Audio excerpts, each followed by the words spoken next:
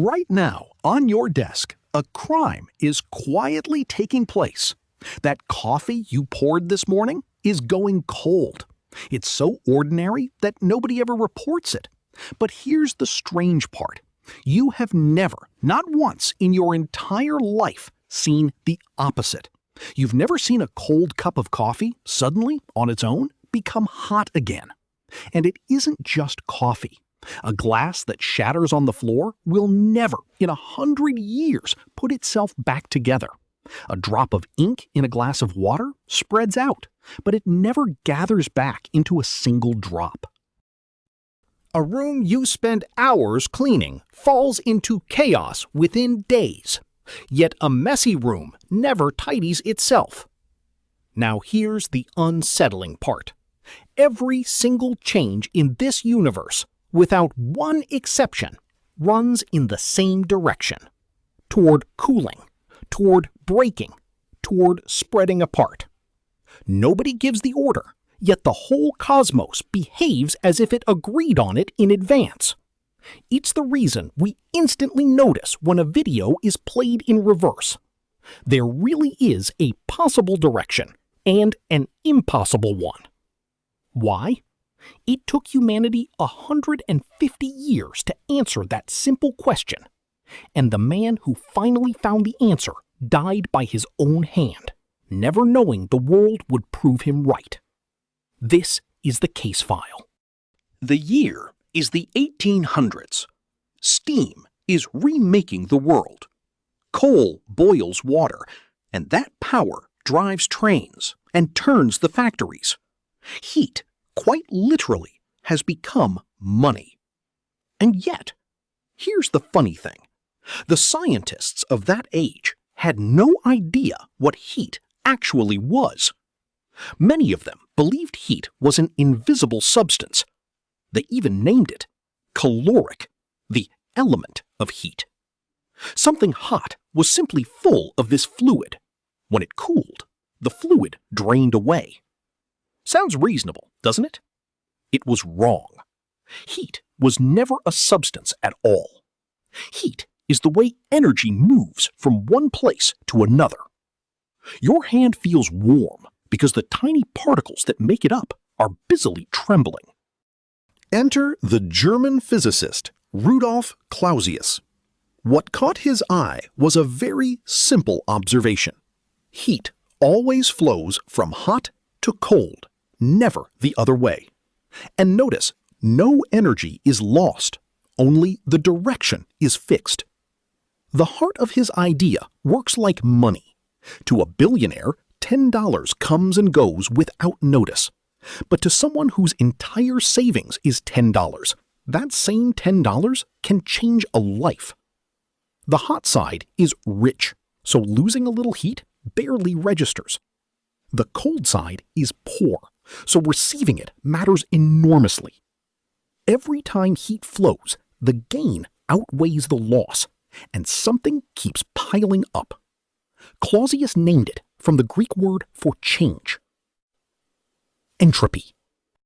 And then he made one of the boldest declarations in the history of science. The entropy of the universe never decreases. This is the famous second law of thermodynamics. The cooling coffee, the shattering glass, the spreading ink, all of them are events in which entropy increases. And from this comes one chilling insight. The direction in which entropy grows, we've been giving it a name our whole lives. We call it the future. But the case was only half closed.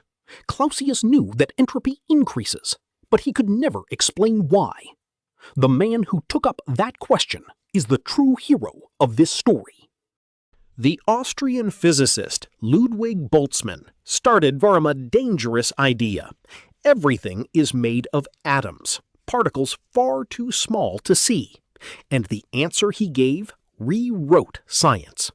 The increase of entropy, he said, is not a mystical law. It's simply probability. Put 100 coins in a bag, shake it, and pour them out. Could all 100 land heads up? Astonishingly, yes. Nothing forbids it. But there's exactly one arrangement of all heads, while the number of mixed arrangements is beyond imagination. So we only ever see the mixed result, not because the other is banned, but because mixed is overwhelmingly more common. Entropy is simply the number of ways a state can be arranged. The universe just rolls toward whatever is most probable. Boltzmann captured it in one short formula, the line later carved on his gravestone. Every great discovery invites a challenger. James Clerk Maxwell imagined a gatekeeper at a tiny door, Maxwell's demon. It lets fast particles through and turns slow ones away, never spending effort. Over time, one side grows hot, the other cold. Entropy ran backwards. Was the law broken? No. The demon must observe, remember, and erase. And handling information carries an unavoidable physical cost. Include the demon's own mind, and entropy rose after all. Then the second challenger. You. A seed becomes a tree. A cell becomes a person. Isn't life going the other way? No. The law only holds in a sealed, isolated system, and life is never isolated. You eat, breathe, and give off heat. Earth runs on the sun. While life builds order inside, far more entropy is dumped outside. Life is a swimmer borrowing a river's current to push, briefly, upstream. Now, the gravestone. Boltzmann's theory rested on atoms, which in his time no one had ever seen. Have you ever actually seen an atom, his rivals mocked? Worn down in 1906, he took his own life. Yet just 1 year earlier, an unknown young physicist had backed the existence of atoms. His name was Einstein. Soon, atoms were confirmed, and Boltzmann's theory became the standard of physics.